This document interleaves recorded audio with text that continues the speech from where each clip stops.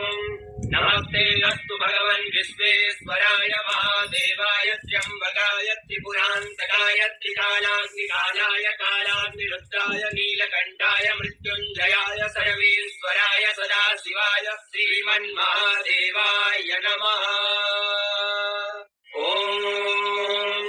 नमस्ते अस्तु भगवन् विश्वेश्वराय महादेवाय त्र्यम्बकाय त्रिपुरान्तकाय त्रिकालाग्निकालाय कालाग्निरुद्राय नीलकण्ठाय मृत्युञ्जयाय सर्वेश्वराय सदाशिवाय श्रीमन्महादेवाय नमः। नमस्ते अस्तु भगवन् विश्वेश्वराय महादेवाय त्र्यम्बकाय त्रिपुरान्तकाय त्रिकालाग्निकालाय कालाग्निरुद्राय नीलकण्ठाय मृत्युञ्जयाय सर्वेश्वराय सदाशिवाय श्रीमन्महादेवाय नमः।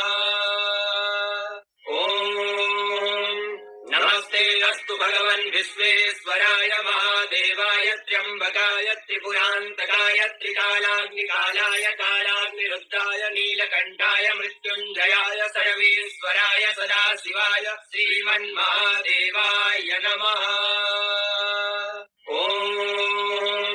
नमस्ते अस्तु भगवन् विश्वेश्वराय महादेवाय त्र्यम्बकाय त्रिपुरान्तकाय त्रिकालाग्निकालाय कालाग्निरुद्राय नीलकण्ठाय मृत्युञ्जयाय सर्वेश्वराय सदाशिवाय श्रीमन्महादेवाय नमः।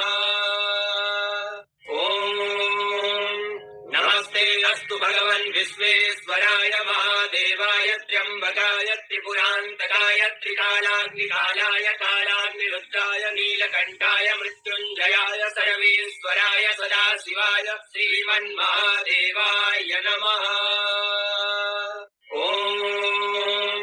नमस्ते अस्तु भगवन् विश्वेश्वराय महादेवाय त्र्यम्बकाय त्रिपुरान्तकाय त्रिकालाग्निकालाय कालाग्निरुद्राय नीलकण्ठाय मृत्युञ्जयाय सर्वेश्वराय सदाशिवाय श्रीमन्महादेवाय नमः।